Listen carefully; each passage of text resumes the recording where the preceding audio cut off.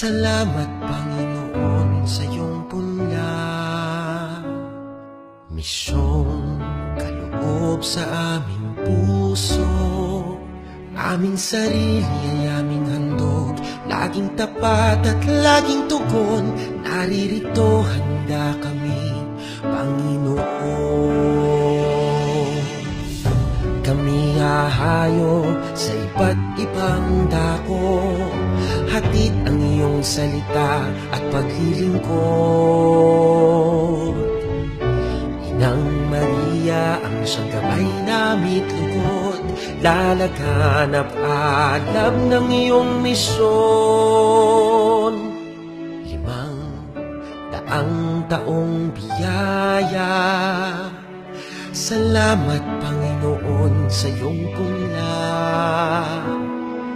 Misyong kaloob sa aming puso, aming sarili ay aming handog, laging tapat at laging tugon. Naririto handa kami, Panginoon. Ang mga kaloob na aming alay sa mundo, katarungan, kabanalan, kapayapaan. Sa senyal na ito maniwala ang mundo, pagmamahal namin sa bawat tao. 500 taong biyaya, salamat,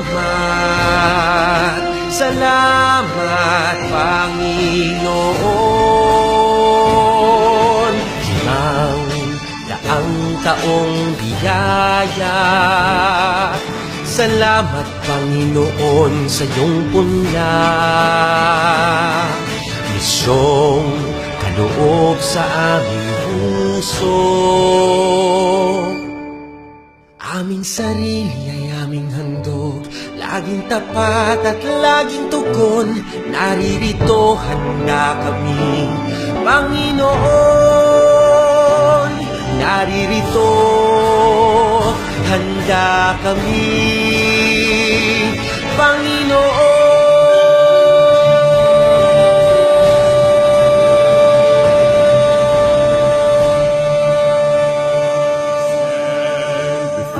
The grand horizon, 500 years of faith, grateful today.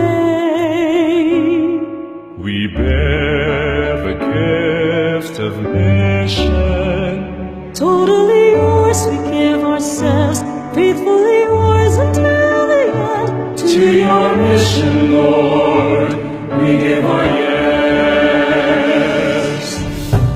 Oh, where the sun rises above the hills, share the word and serve those who are in need. Let the morning star accompany your way, spread the fire of mission for the Lord. We stand before the grand horizon, 500 years of faith, grateful today. We bear the gift of mission. Not allow the drop of blood to be shed if we can solve this problem peacefully. That would be the best. Lord, we give our yes. We are gifted to give and live our gifts. Mercy, compassion, justice, and peace. The sign of world today will come to thee. Is the love we have for one another. We bear the gift of mission. Mercy, compassion, justice, and peace. We stand before the grand horizon, 500 years of faith, faithful today. We bear the gift of mission. Totally yours. faithfully yours until the end, to your mission, God. We give our hands to your vision, Lord. We give our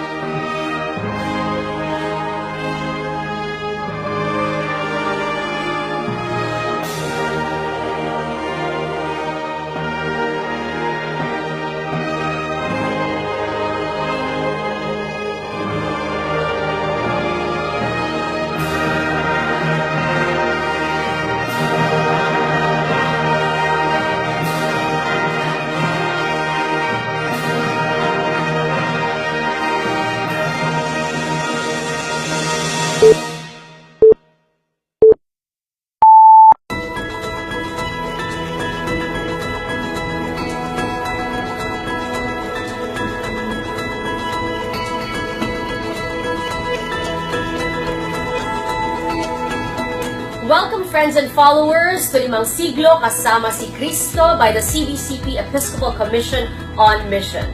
These are monthly modules on mission based on the book Go, Teach, Make Disciples by Father James Kroger.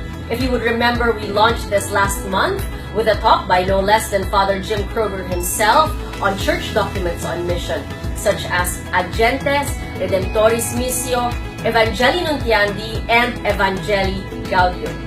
Every month, we will be featuring an inspiration in mission so that each of us will also be inspired to say, "Here I am, Lord, send me."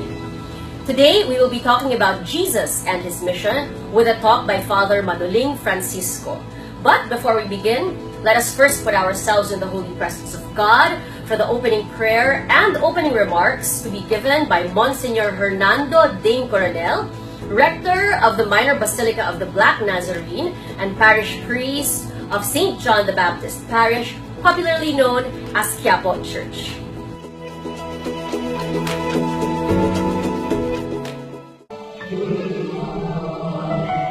Ilagay natin ang ating mga sarili sa mapagmahal na presensya ng Panginoon. Sa ngalan ng Ama at ng Anak at ng Espiritu Santo, mahal na Poong Jesus, ang aming Nazareno, itinataas po namin ang aming sarili sa inyo. Kayo po, Panginoong Jesus, ang misyon. Kayo po ang mabuting balita. Kayo po ang ikinakalat namin sa lahat ng bansa upang mapalapit sa inyong kaharian. Samahan niyo po kami, Panginoong Yesus, sa panahon ng pandemya, sa aming paglalakbay, sa aming pagsubok, sa panahon ito ng peste at ng salot. Kami nagdarasal sa mga taong sumakabilang buhay dahil sa coronavirus. Gayon din, nagdadasal kami. Itinataas namin ang lahat ng mga may sakit, ang mga kasalukuyang active cases. Gumaling na po sila, Panginoon. Gayon din, ang kanilang mga pamilyang nag-aalaga at isinasaalang-alang ang kanilang kapakanan. Itinataas din po namin sa iyo ang mga frontliner na tumutulong sa aming buhay. Nawa ang aming bansa, ang buong daigdig ay gumaling na sa kasalukuyang pandemyang ito. Makahanap na rin ng vaccine, ng gamot, ng medisina upang matapos na ang salot na ito. Nagdadasal po kami sa panahon ito para sa lahat ng mga pinuno ng mga bansa upang magabayan ang mga taong pinagkatiwala sa kanila sa kasalukuyang pagsubok. O Panginoong Jesucristo, kayo po ang aming lakas sa panahon ito. Naniniwala kami na sumusubaybay kayo. Sinasamahan niyo po kami sa aming pagtahak. Kayo ang aming misyon. Basbasan niyo po ang pagtitipon, ang katikismo tungkol sa misyon. Itong online event, pinagninilayan namin ang kahalagahan ng misyon sa aming buhay. Kayo at ng Ama ng Espiritu Santo, magpa sa walang hanggan. Amen. Sa ngalan ng Ama at ng Anak at Espiritu Santo, I welcome you to this online event. I welcome you to this catechesis on mission, spearheaded by the Episcopal Commission on Mission of the Catholic Bishops' Conference of the Philippines. Ako po'y naatasan ni Monsieur Bonglo upang magbigay ng opening remarks. Ang dahilan nito, meron po akong puso sa misyon. Personally, I'm applying for the missions. I'm a priest of so many decades, but I still want to give myself to the mission. I want to tell of this ecclesiastical territory. There are 23 parishes and only 8 diocesan priests. Kaya dito, there is a great hunger, need of the people for the Mass, for the Eucharist. Kaya ako, ang puso ko ay para sa misyon. Maraming taong hinahangad si Kristo. Kaya, kung papayagan ay ibibigay ko ang sarili ko sa misyon. We have been preparing for the 500 years of Christianity. There are 9 years. Ang huling taon ay ang taon Missio ad Gentes. Ito po yung mga CBCP pastoral priorities. Maganda na ang pinaka-konklusyon ay ukol sa misyon. And the mission is based on a personal encounter with the Lord. We bring to others our joy, our happy experience, our memorable encounter with Him. That is what we bring to other people.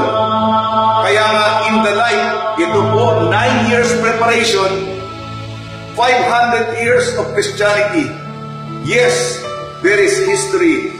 We are grateful for one culture to bring the Catholic faith upon our shores.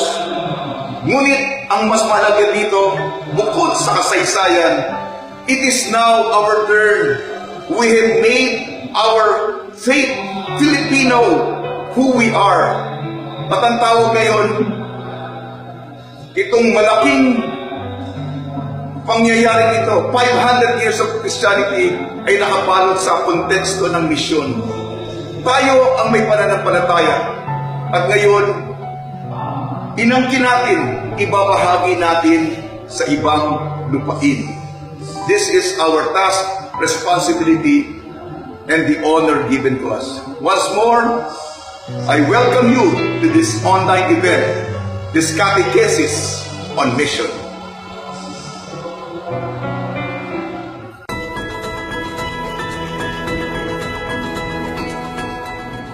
Maraming salamat, Monsignor Hernando Ding Coronel. Sana po ay katulad ninyo ay magkaroon din kaming lahat ng puso para sa misyon.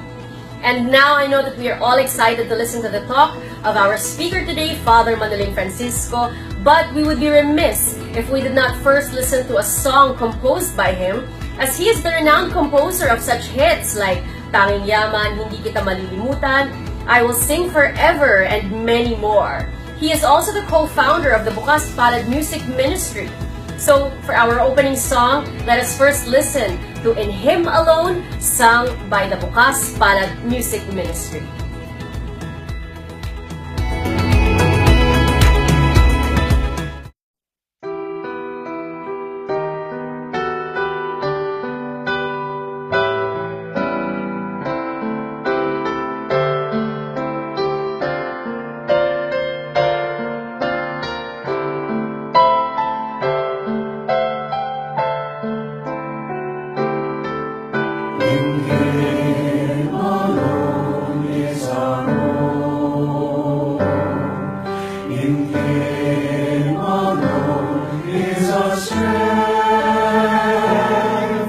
In Him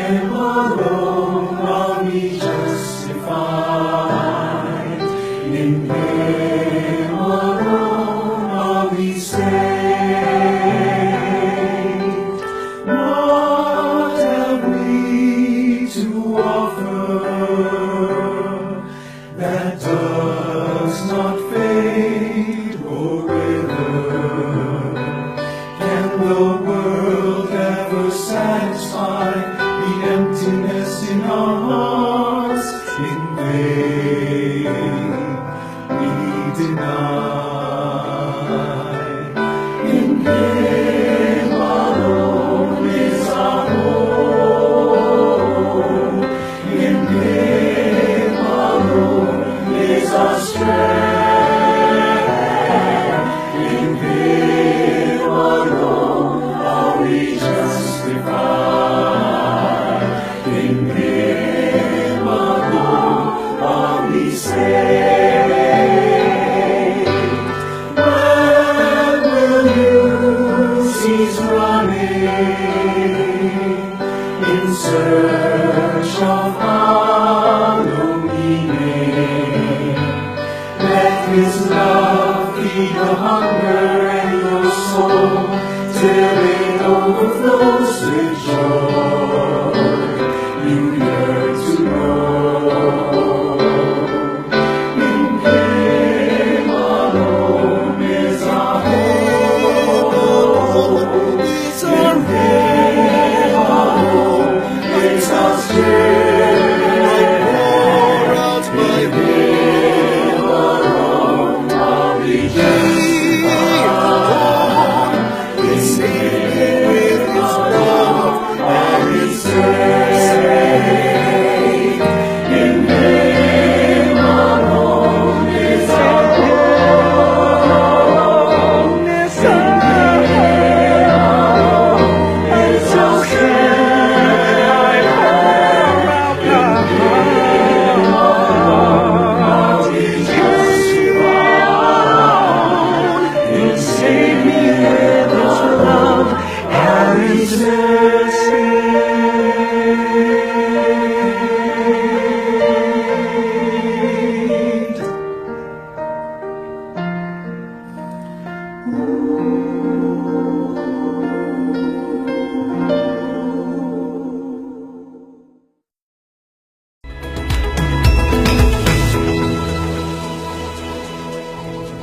Thank you so much, Bukas Palad Music Ministry. That was so beautiful. You always inspire us, and we are forever your fans.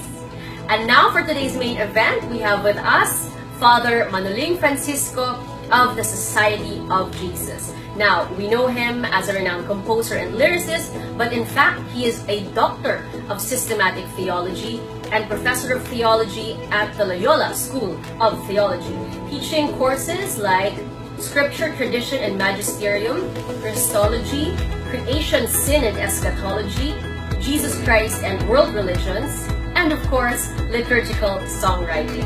So today, to tell us about Jesus and His mission from a New Testament perspective, ladies and gentlemen, let us welcome Father Manoling Francisco.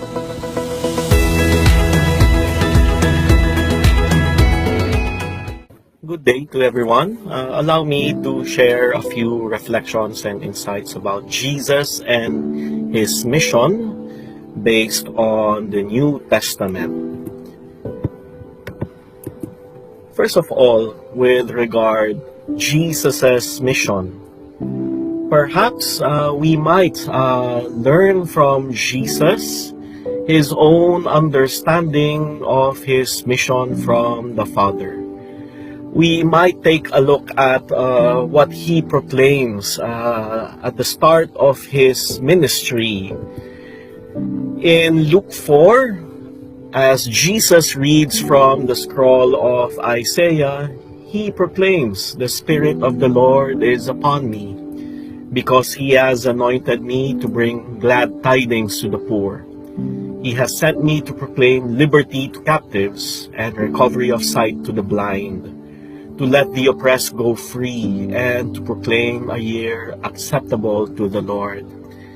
And then at the end of His proclamation of this passage from Isaiah, He declares that upon your hearing, that which has been proclaimed has been fulfilled. And He spends the rest of the day in Capernaum preaching and healing, and spends the night in the home of Peter. The next morning, His disciples inform Him that there is a throng of people waiting outside for him to heal them. And this is his startling response. To the other towns also I must proclaim the good news of the kingdom of God, because for this purpose I have been sent. So Jesus does not attend to the infinite pastoral needs of the people. Instead, he moves from town to town in order to proclaim the coming of the kingdom of God. And therefore, Jesus was aware, and Jesus conceptualized his mission as follows: the proclamation of the coming of the kingdom of his Father. This was his mission. This was the reason why he was sent into our world. An important implication of this is that Jesus was not sent to our world in order to die on the cross. Jesus' mission was not to be crucified on the cross. His mission was to proclaim the kingdom of God, and his fidelity to his mission is what led to his crucifixion. His death was the consequence of his faithfulness to his mission of proclaiming the Father's inclusive love. Moving on, the kingdom of God is not a political territory. It is not a piece of land. It is not also a theocracy. As Catholics, we are not pushing for Pope Francis to become CEO or Prime Minister of the entire world. The kingdom of God is better translated as the reign of God, because kingdom already connotes in our mind a place, a throne, a castle, whereas the reign of God is more dynamic and active. The reign of God, the kingdom of God, refers to God's presence and intervention in our lives and in the world, reversing negative realities such as bondage to sin, slavery to cruel masters, compulsions and addictions, war, oppression, and reversing all these negative realities, bringing something positive like liberation, empowerment, newness of life, forgiveness of sins, unification, solidarity, reconciliation, here and now. However, while the kingdom of God is made palpable in space and time, it can never be fully established here on earth. The kingdom of God is God's gift to us. The kingdom of God is God's action in the world, which God will bring to consummation in the hereafter. We can better understand Jesus's proclamation about the kingdom by understanding something about the kingdom mentioned in the Old Testament, particularly in the book of Daniel. In the book of Daniel, he shares with us his vision about the four great beasts that emerge from the sea. And the first was like a lion, another beast looked like a bear, a third looked like a leopard, and a fourth had 10 horns. Well, we need to understand a little bit about the symbolic meaning of these four beasts that emerge from the sea. But then, there is a fifth kingdom. He continues that he saw one like a human being, like a son of man, coming down from the heavens. And so after these four great beasts emerge from the depths of the sea, one like a son of man comes down from the heavens. we will just gloss over this. Daniel lived in the 2nd century before Christ, and under the Syrian rulers, particularly Antiochus IV, who was a cruel Syrian ruler who attempted to Hellenize Israel. He plundered the temple in Jerusalem and tried to establish a cult of Zeus. What does Daniel's vision tell us?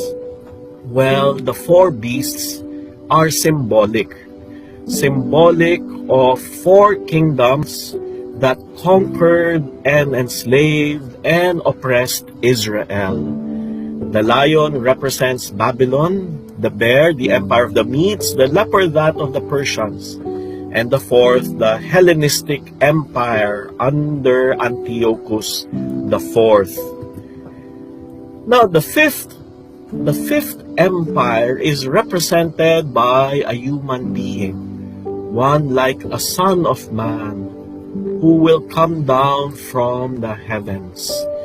This is the kingdom of God, that the eternal Son, Jesus Christ, will establish on earth. It is the eschatological kingdom, the final kingdom that will come from above, meaning to say it will not be established by human hands. The kingdoms established, created by men and women, have wrought havoc in the world, have brought so much destruction and strife. Whereas, in contrast, the kingdom that God Himself will establish through His only begotten Son will be God's gift to us.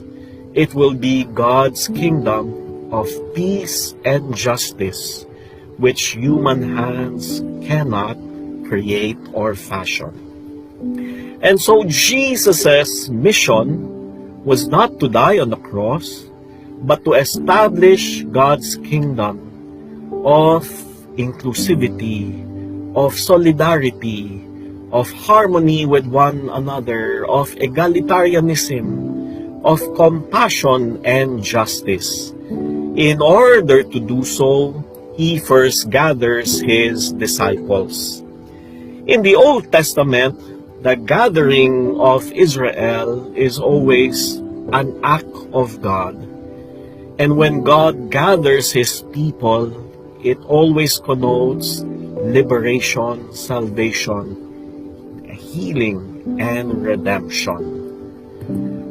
And so Jesus gathers the 12 and gathers Israel, all of Israel, symbolically through the 12, who signify the 12 tribes of Israel.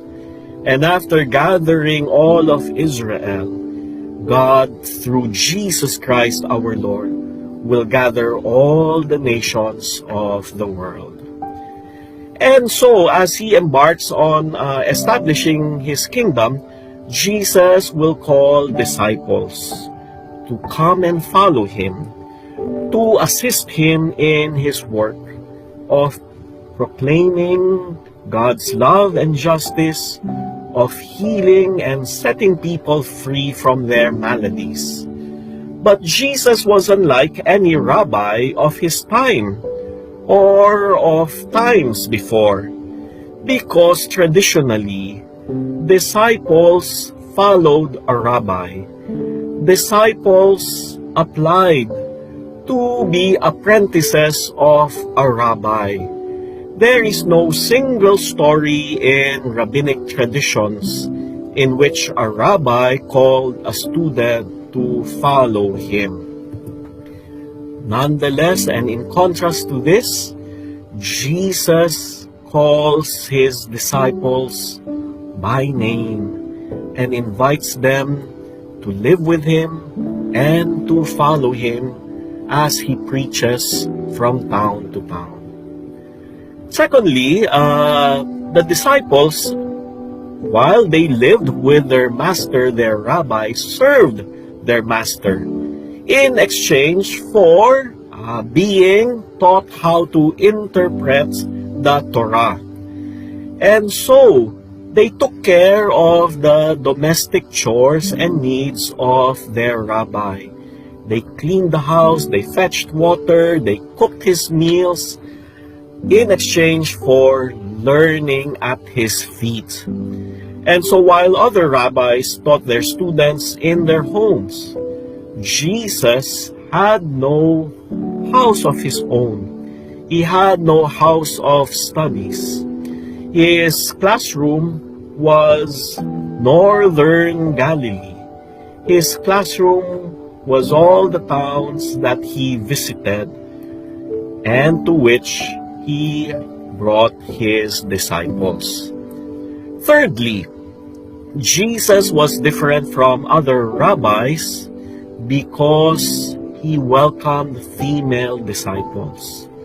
Traditionally, only men could apply as disciples of a rabbi. Only men could live with a rabbi and study the Torah under a rabbi. But Jesus welcomed women to be his disciples, to follow him and to serve him, such as Mary Magdalene, Martha and Mary of Bethany, and Mary, the wife of Cleophas, and so many unnamed women disciples.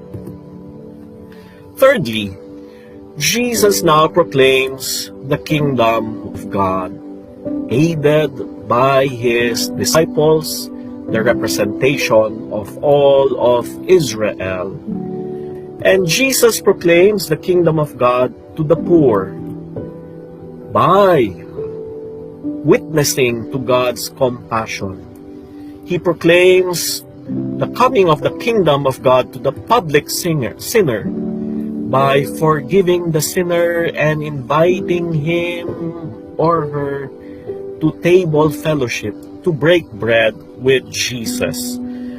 Jesus proclaims the coming of the kingdom to the social outcast by offering hospitality and reconciliation, like Zacchaeus. Jesus proclaims the kingdom to the sick by healing them and restoring them to wholeness. And Jesus proclaimed the kingdom of God to the possessed by liberating them from the demons that possess them, by giving them new life. And so, perhaps we can discuss one story, the healing of the hemorrhaging woman, to illustrate how Jesus proclaimed the kingdom of God to this woman. How Jesus brought the reign of God into the life of this woman.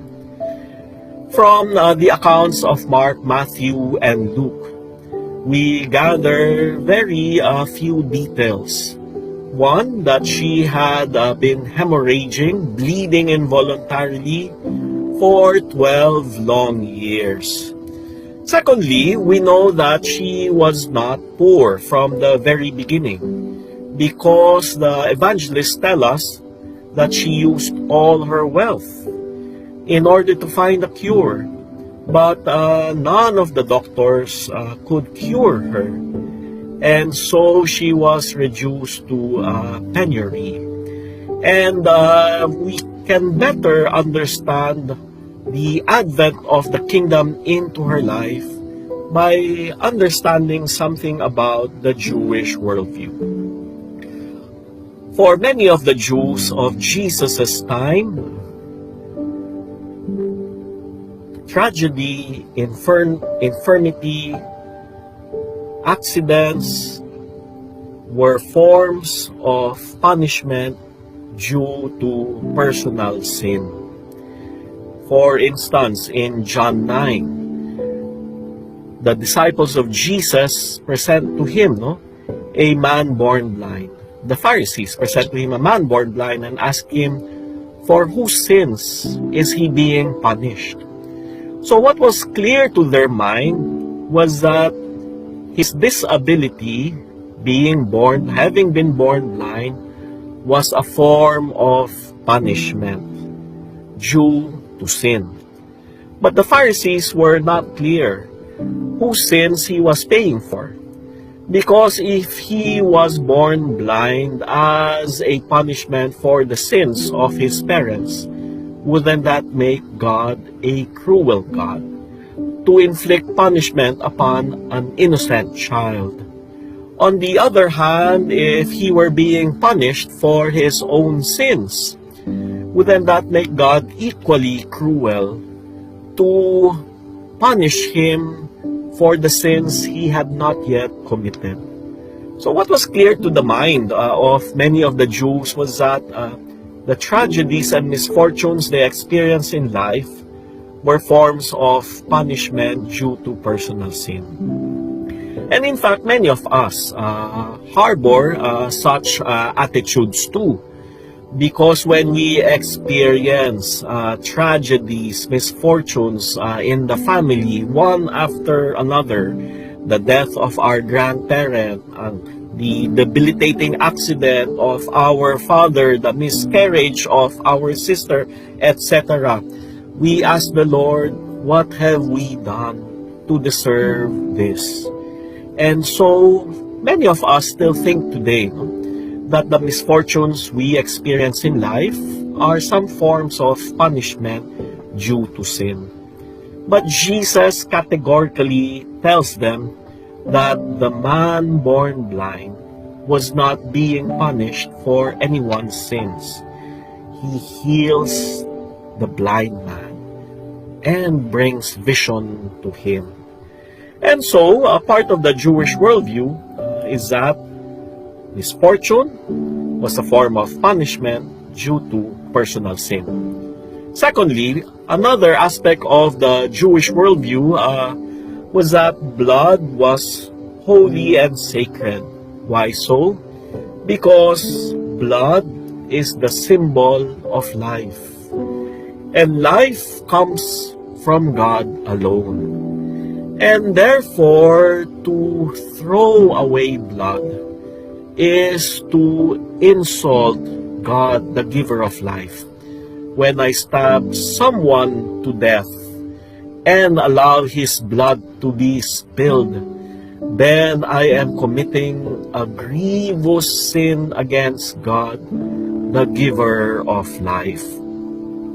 And moreover, in the Jewish worldview, to touch blood would contaminate me. And that is the reason why in the parable of the Good Samaritan, the priest and the Levite who see the bleeding man by the roadside do not lift a finger to aid him. Perhaps they were on their way to the temple. And if they had been contaminated by having touched the blood of this man who was assaulted, then they would have been forbidden from entering the temple, performing their duties. They would have to perform purification rites before they could resume their priestly duties. Now, bringing all of this cultural data together into the story of the hemorrhaging woman, what happened to her? Because she bled involuntarily and incessantly, people looked down upon her. People mocked her, perhaps. People judged her as being punished for a grievous sin, which she herself could not identify. Moreover, because she bled, she could not mingle with her family.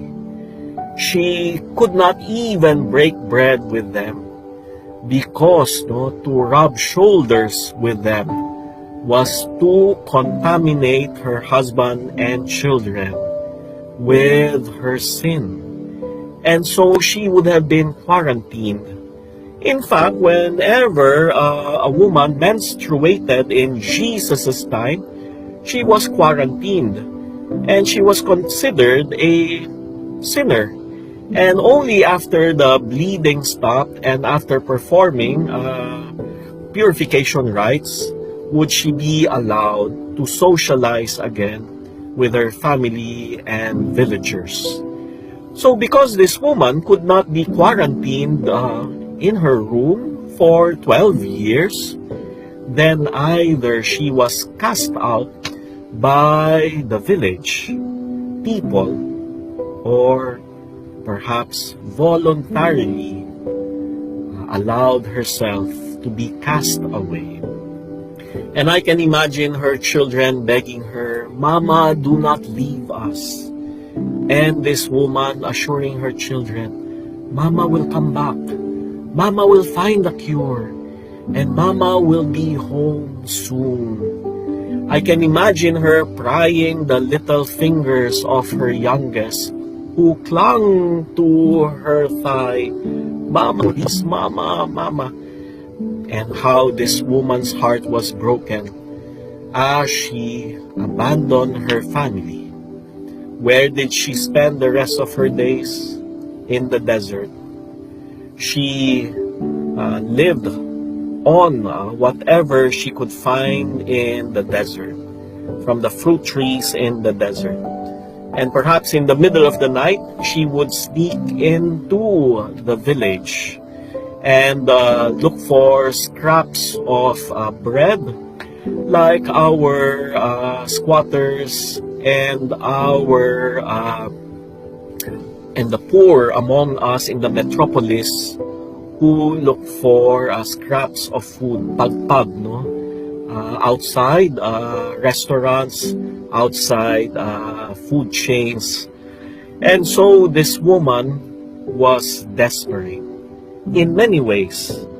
One, because physically she had become so exhausted from bleeding involuntarily for 12 years.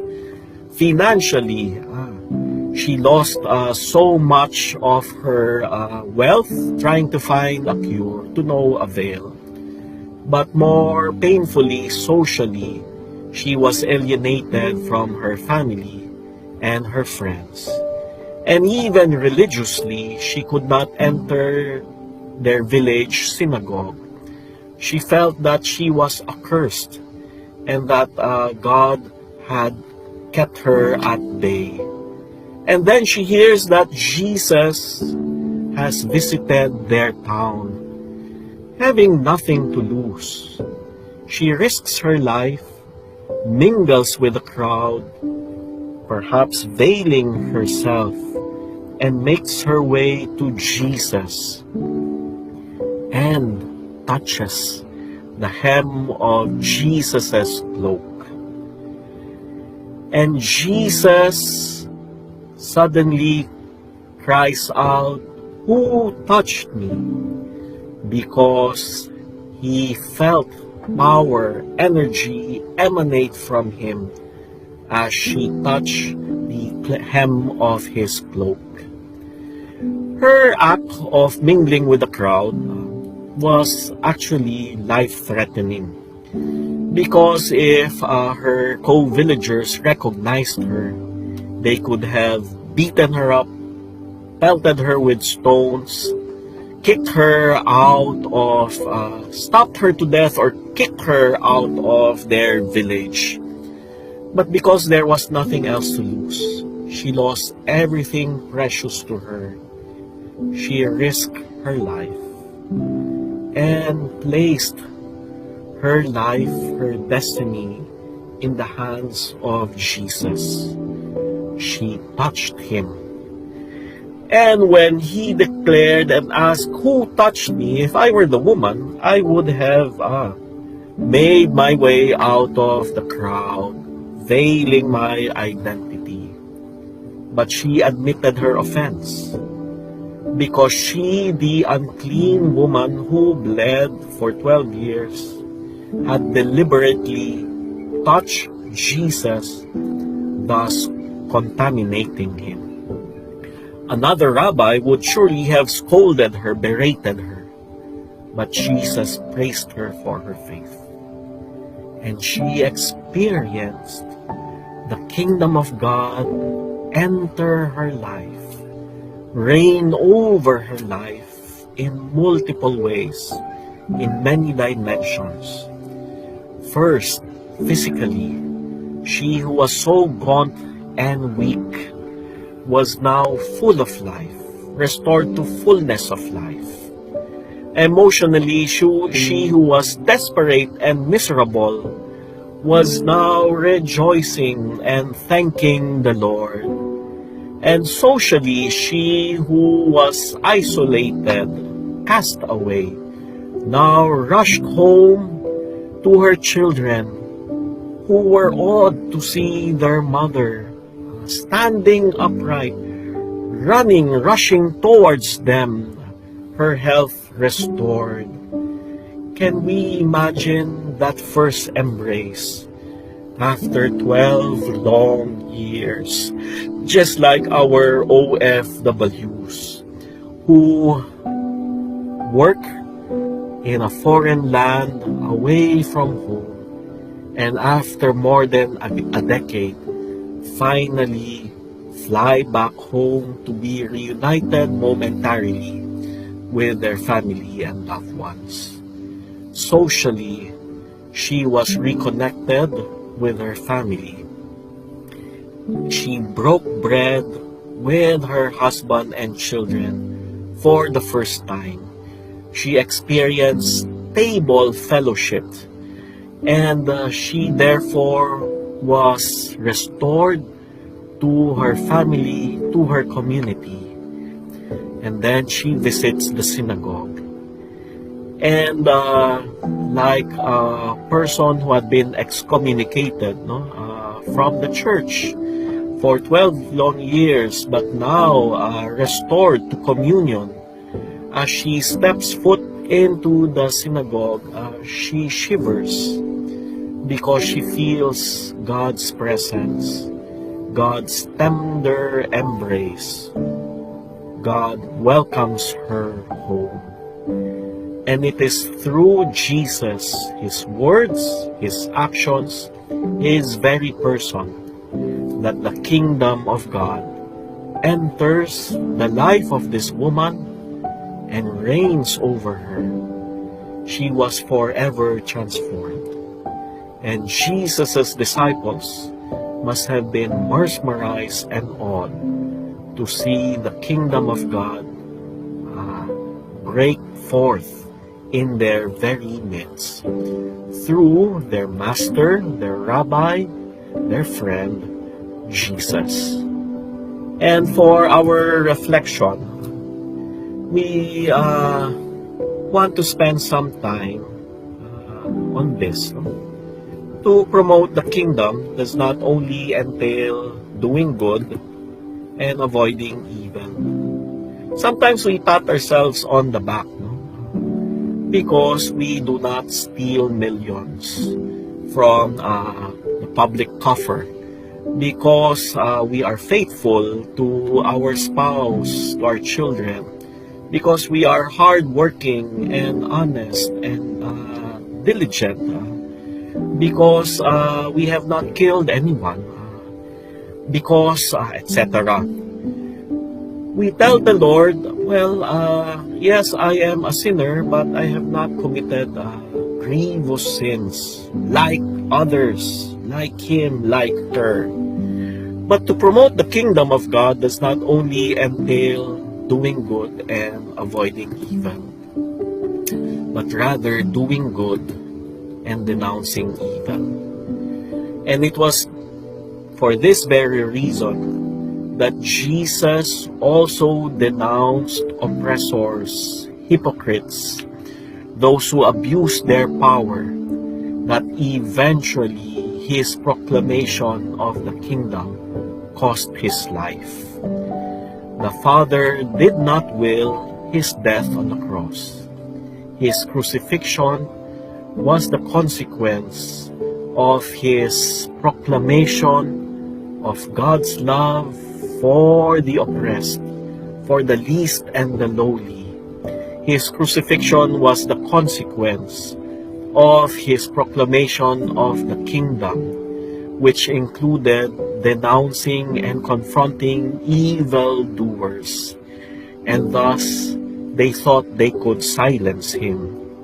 But then God had vindicated his Son and had raised him from the dead, and God now has sent his Holy Spirit upon us so that we might continue Jesus' mission. Jesus who now dwells in us. We are invited to continue his mission of proclaiming and bearing witness to the Father's kingdom of compassion, justice, and mercy. And so we pray that our personal encounter with Jesus so transform us and draw us to him, conform us to him, and empower us to lead others through our word and witness to Jesus, our Lord, our Savior. Pope Francis, in his message during the World Mission Sunday, proclaimed that mission is a passion for Jesus and at the same time, a passion for his people. Good day to everyone. May the Lord bless and protect all of us during this pandemic.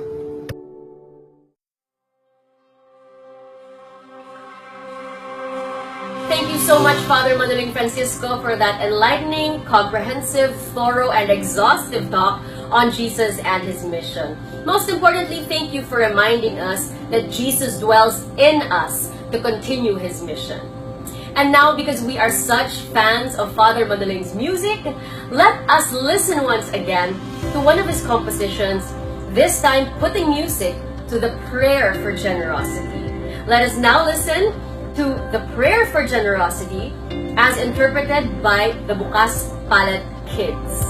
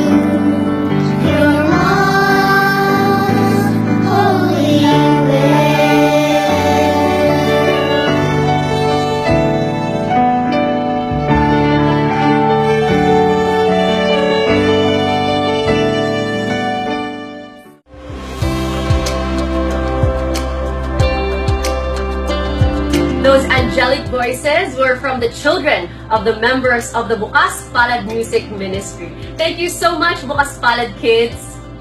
Now, aside from learning from authorities, theologians, experts on inspirations in mission, we would also like to be inspired by ordinary people living extraordinary lives of faith.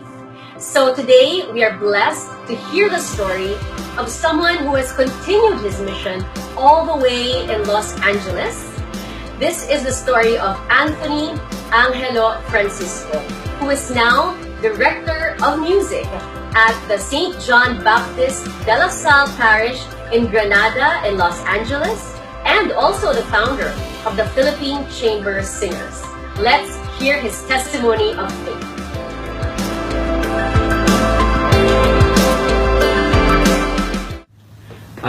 My name is Anthony Angelo T. Francisco.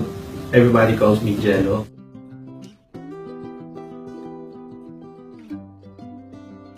I was born in the Philippines, in Mandaluyong, 1971, and grew up in a family of singers, but nobody wanted to be a musician. And lo and behold, the youngest, which is me, took up nursing at first. One day I woke up and said, nursing is not for me. Going back in high school, I wanted to be a priest. And one time we went to this retreat at the Oblates of Mary Immaculate, OMI. And I was so impressed by the priests who led the retreat. So and I wanted to wear a big cross in my sash, because that's how they were. They kept a big cross. I think it was a rosary. Anyway, big cross here. I was like, that's cool. That time I always go to the Wednesday novena at my church, and I have the book, and you know, I mean, at that time my eyesight was like really good, that I can do a cheat sheet. That, you know, I always bring that in my wallet, and I think that saved me from a lot of mischievous situation. And when I graduated high school, I still didn't know what I wanted to be.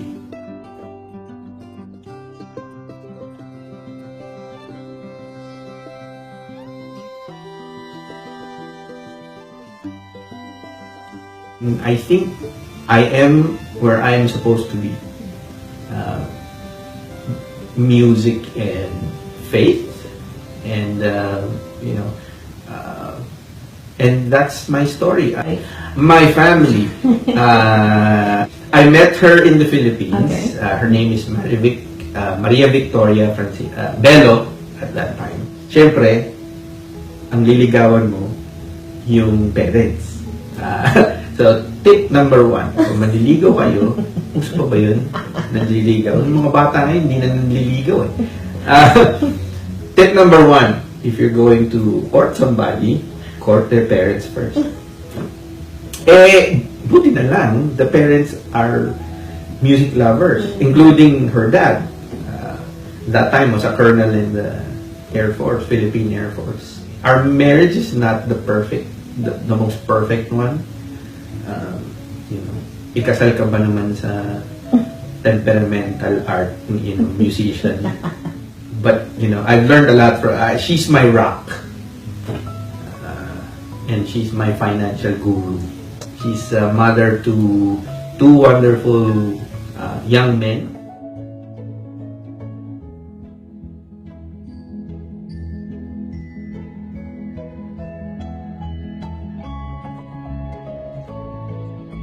We migrated here 2001. That was the day before 9/11 happened. Everything changed. Immigration laws changed right away.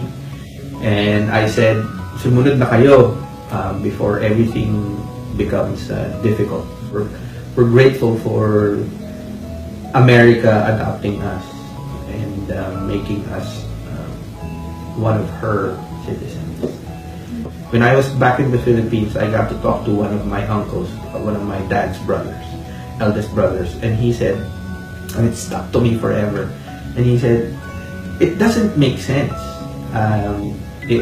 Because I was contemplating on what to do with my life. And he said, well, what do you love to do? He said, I love to sing. I do music. I love music. There you go. That's what you should do. Lord, ikaw na bahala sa akin kasi, you know, I've always been and always will be dependent on you. Wherever you lead me, I'll go. So, I ended up doing odd jobs, like auditioning in Broadway, yung mga musicals dito. And, you know, at that time, during one audition, I remember it was for Rent, the touring group. I passed the first audition, and then after they said, "Oh, you passed, so we'll see you at the callbacks." I remember I didn't feel happy, but there was worry. What if you get the role? So you will be touring. So that. What happens to your family? That. And the next thing I knew, I was hired as a cantor at St. Genevieve's parish in Panorama City, and then eventually becoming the director for music. I'm now the music director here at St. John Baptist de La Salle, and it's been a really if I would write a book about my life, I would, you know, it would be this thing. A lot of people, because of this pandemic, although the church is closed, a lot of people turn to prayer. What brought you here is not necessarily the one to bring you to the next. And we need to adjust, we need to tweak, because people are hurting.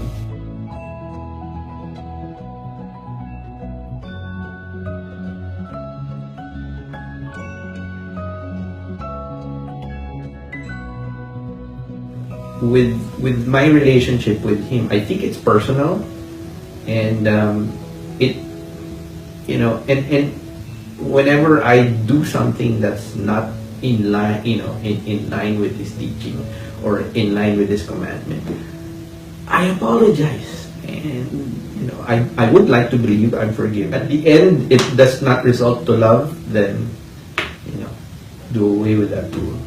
You know, and I have to really acknowledge that I'm nowhere near perfect. I'm nowhere near saintly. You know, I think my vocation is to seek out people with the same passion, if you would, and I've done it. And come to think of it, it's like more than 15 years now that we've put up and put together and started Philippine Chamber Singers. Laking tuwa ng magulang mo at ang kamay nila ang iyong itaw. If our goal is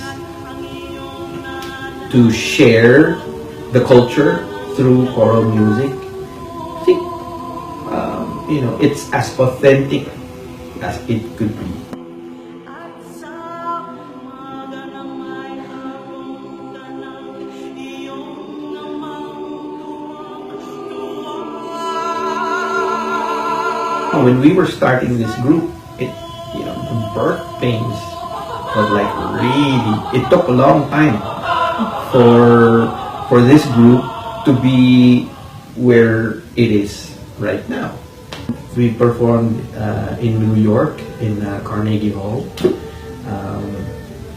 As far as that, and of course around here in LA, beautiful concert halls, Walt Disney Concert Hall, where I think it was the validation of what we were trying to accomplish. As the leader of the group, people, lahat nga tawag sa akin, tatay. Because my kids call me tatay, and I became the figure to them, but, I didn't volunteer for it, but it just happened, and I have to step up to the role. Because I grew up thinking that, when you're given a gift, you should share it. And that's what I learned. You have to give out.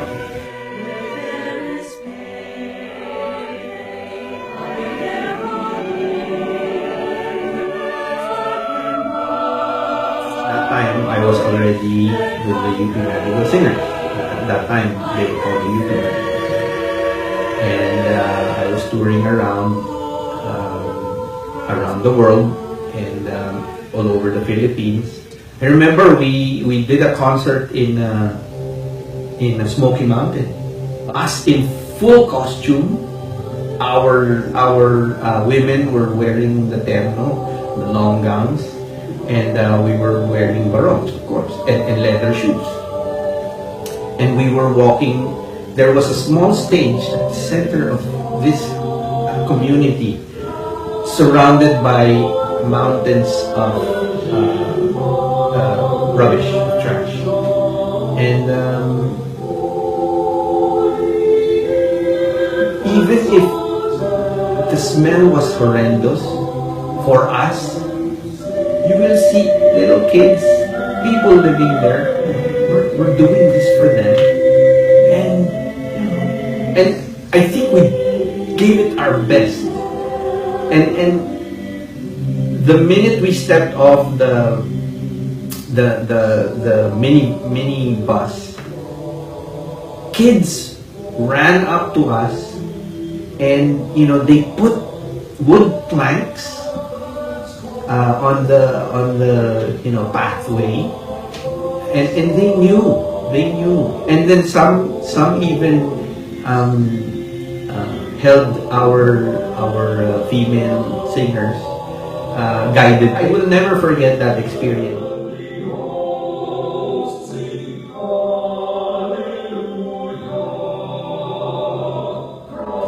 It's vivid until today.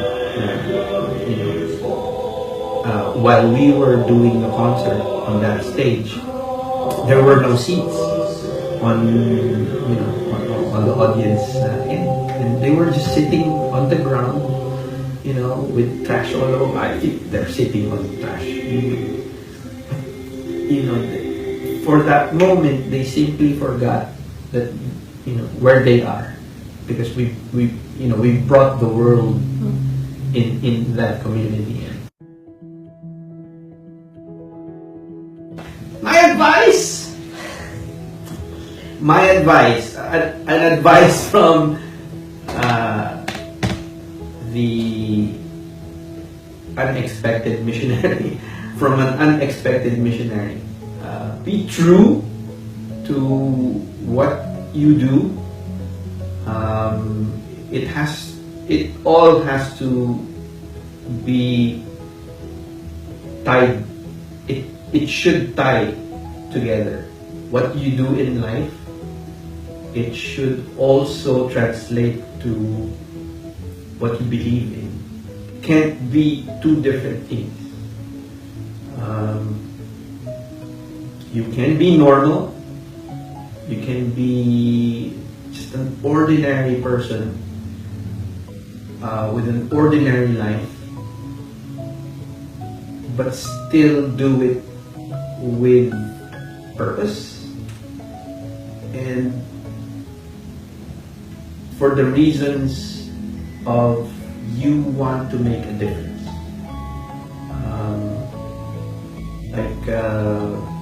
Saint Jose Maria Escrivas,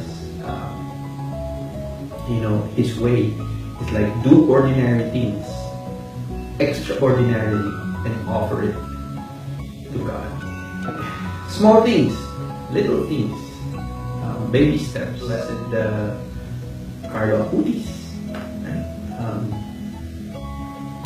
He did it because he wanted to do it, and even if he didn't want to do it, he still offered it.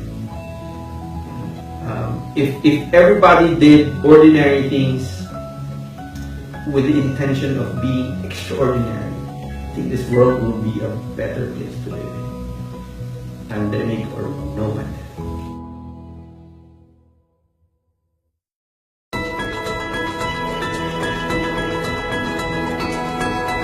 What an inspiring journey of faith. Thank you for sharing, Jello. You are musically gifted to give. And someday we hope to listen to you and the Philippine Chamber Singers LA.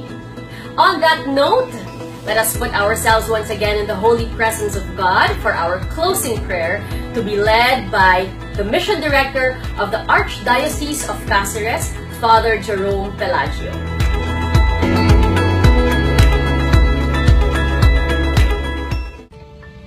On October 16, 2020, 2 days before the World Mission Sunday, I read on Vatican News, Catholics continue to rise worldwide. The number of Catholics increased by almost 16 million in a year to 1.33 billion according to statistics. All continents experienced this increase of Catholic population.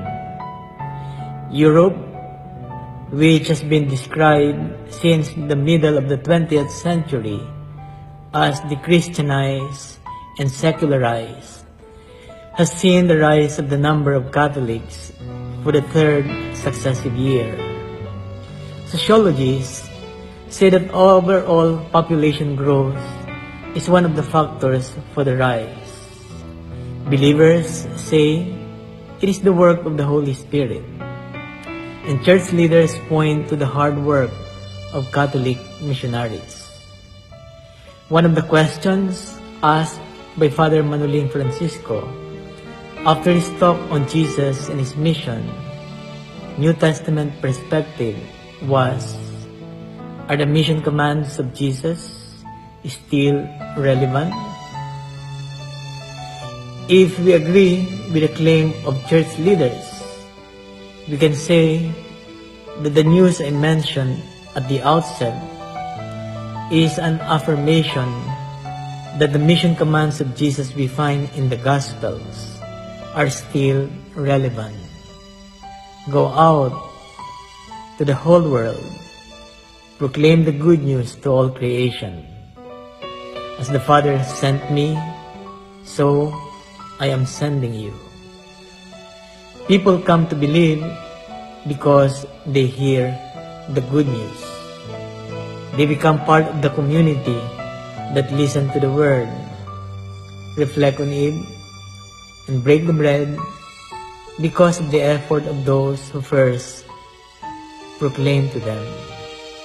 This community, this church, was born and has been nourished by mission.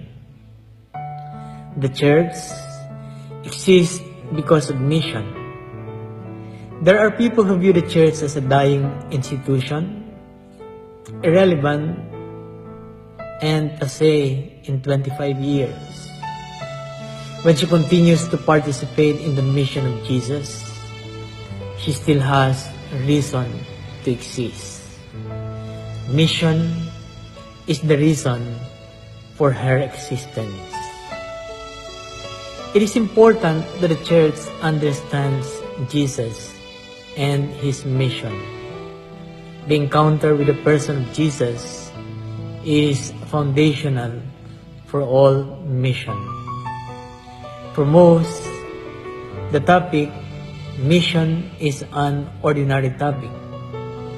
But most do not really understand what mission is. Jesus was sent by the Father to save all. The Gospels are about the person and mission of Jesus. There is only one mission.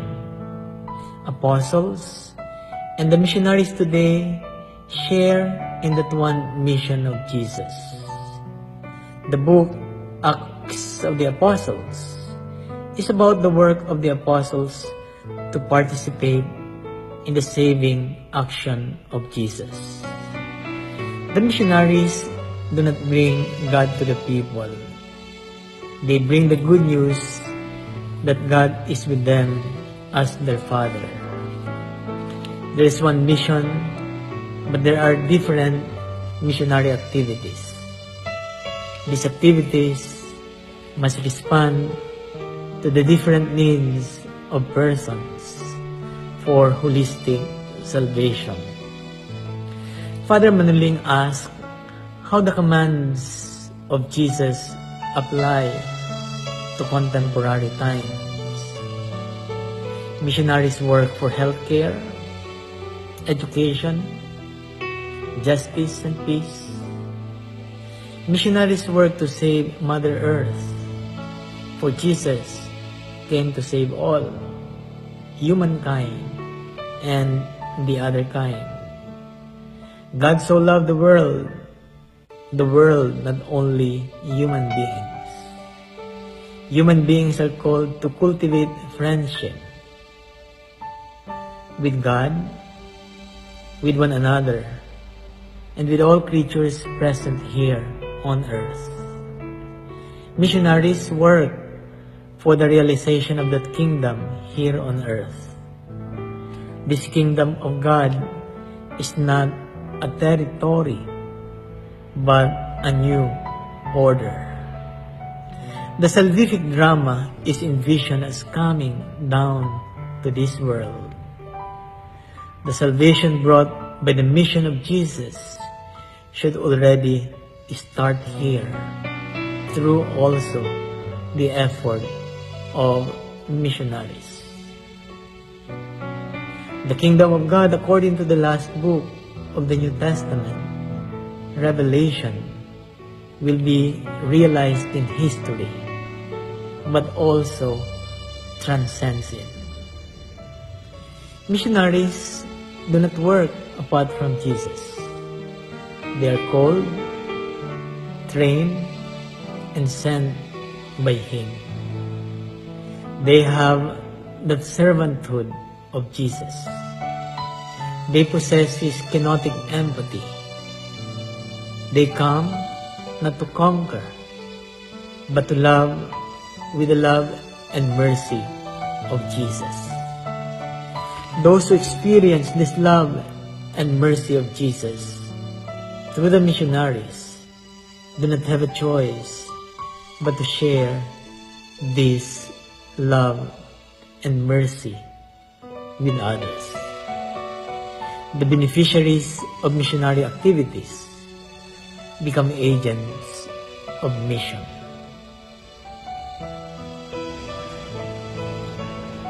In the name of the Father, and of the Son, and of the Holy Spirit.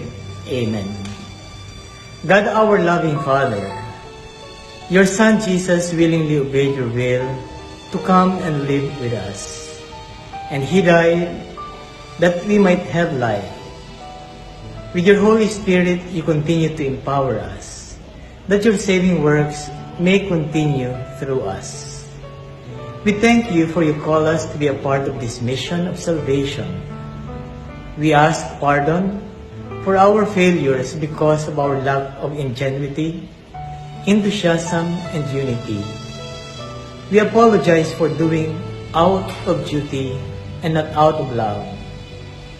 Bless all of us who bring the good news with passion for mission. May we be like Mary, the star of the new evangelization and Queen of Apostles, who committed her life totally to serve you. With San Lorenzo Ruiz and San Pedro Calungsod, we ask this through our Lord Jesus Christ, your Son, who lives and reigns with you in the unity of the Holy Spirit, one God, forever and ever. Amen. In the name of the Father, and of the Son, and of the Holy Spirit. Amen.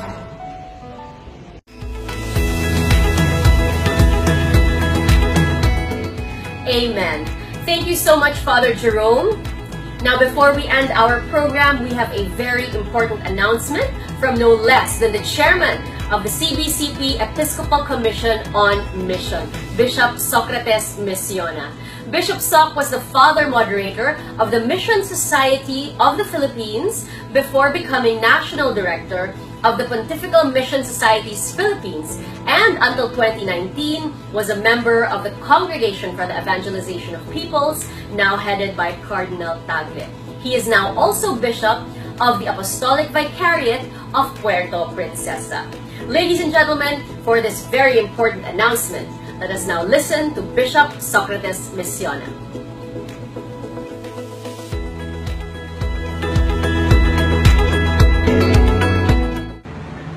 Thank you, Margot, for the kind introduction. The cliche, how time flies so fast, is so true with regard to our preparation for the 500 YOC. And it's becoming more exciting. As a matter of fact, we are already about to begin the last theme of our 9-year preparation. Come November 29, 2020, the first Sunday of Advent, we will already start the year of Missio ad Gentes. We focus our attention on our identity and nature as church, how God has blessed us with our faith, remembering the efforts of the great missionaries who came to our land, and how we have also responded to the call and challenge to be bearers of God's message of love and salvation by becoming missionaries ourselves. Indeed, we are so blessed with the coming of the Christian faith to our land. Thus, the year of Missio ad Gentes will be an important time to remember and acknowledge the dedication and commitment of our missionaries, both in the past and the present. We owe our Christian faith to them, an important truth that we cannot just ignore. But above all, it is also a challenge for the Church in the Philippines to be always in a state of mission. That is, continue to proclaim the gospel, reach out to those in the peripheries, especially in this time of pandemic, those in the edges of society, and share to them the good news of God's compassion and love. Yes, an effort to reach out that will lead us to cross boundaries, to the nations, to the ends of the earth. In order to highlight this important event, we will have an official launching of the year of Missio ad Gentes, the first Sunday of Advent. We will announce to you the details so you can join us. Thank you and God bless.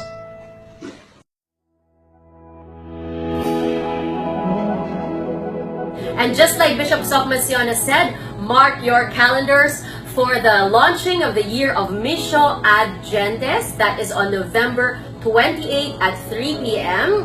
And at the same time, that will also be the launch of the book of Father James Kroger, Go, Teach, Make Disciples, on which these modules on mission are based. So you don't want to miss that. And just make it a habit, every second Saturday of the month at 3 p.m., come back to the Facebook page of the CBCP Episcopal Commission on Mission for these modules on mission.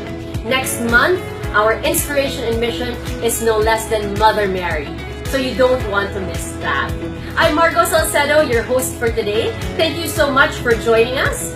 And we will end this program today with another song composed by Father Manoling Francisco, In Omnibus Amare et Servire.